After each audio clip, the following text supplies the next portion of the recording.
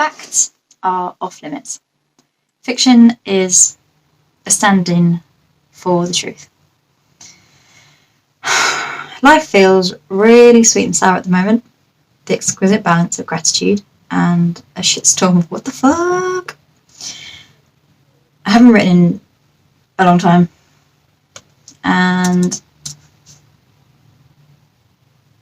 I haven't rambled into a notebook or dumped my brain into a video.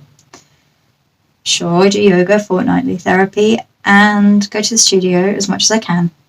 I sketch regularly, but often I just feel like I'm talking to myself. I haven't done any big talking gigs for a while. And it's mostly about what I'm not saying. Quite often, when I'm talking live and doing Q&A, I'm horrendously honest. I have to be really careful. If you ask me a direct question, I'm probably likely, in that setting, to say the unfiltered truth.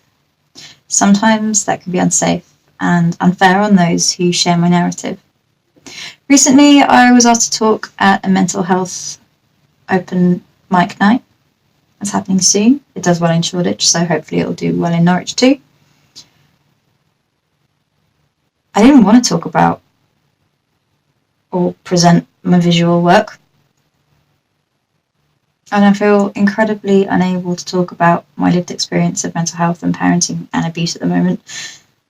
So at first, I was eager to get other creatives involved, but what the hell would I say? Then there's a poster.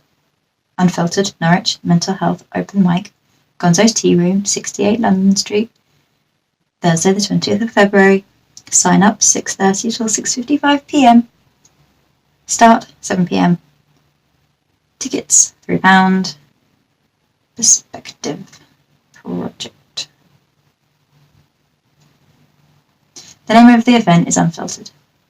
I'm wearing a thick, wet, woolen coat of frustration. I would cherish the time and ears to truly be unfiltered. In the not so distant future, I will. It's just not so safe to do right now. There are some really juicy details that effectively convey parts of my experience of mental health. The bits that connect people to understanding. I just can't say them out loud right now. To tell my whole truth would be so freaking validating. However, right now I'm not going to. The almost full story is enough. So a story is what I will produce. I've been working on pockets of narrative, visual meanings in paintings and drawing for a long time, so it's going to be quite an enjoyable process to just say something out loud. Not to myself. Recently, while discussing the frustration with a friend, we looked at the idea of truth, story and fiction. It made me think of the realization I had about 4 years ago that no one person will ever fully understand what's happened or how I feel. And it's a mind-bending universal truth. I could sit down, so could you, discuss in detail a chain of real-life events that I will never be able to get even one person to truly understand my truth. I had a hard time coming to terms with this at the time. It pissed me right off. I worked so hard to find my voice, to find out it was never going to be able to do the thing that I naively thought it would. I had changed my perspective enough to understand my own behaviour and emotions and their consequences.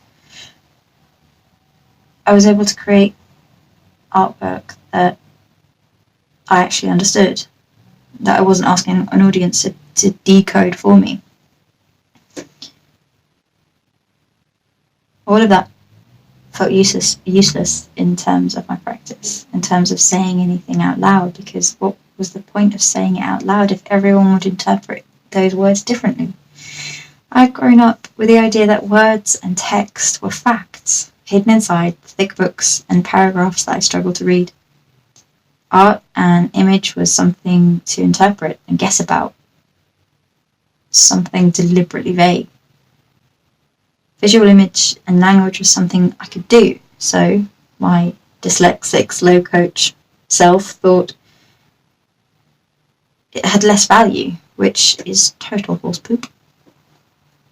At the ripe age of 31, at a zine fair with a friend, a teacher friend, she reassured me that even if I misread a poem, the meaning gained from it was valid. So fuck the author. Nothing's real. Cheers, Bob.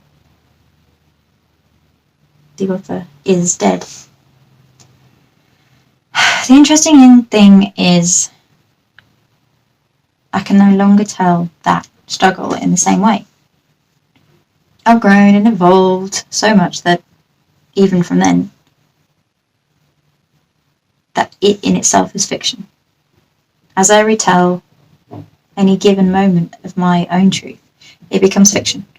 I could tell you about one event, one moment or time frame, and each time I could tell it sympathetically to one of the key characters in my understanding of how they might see and feel the environment and series of events.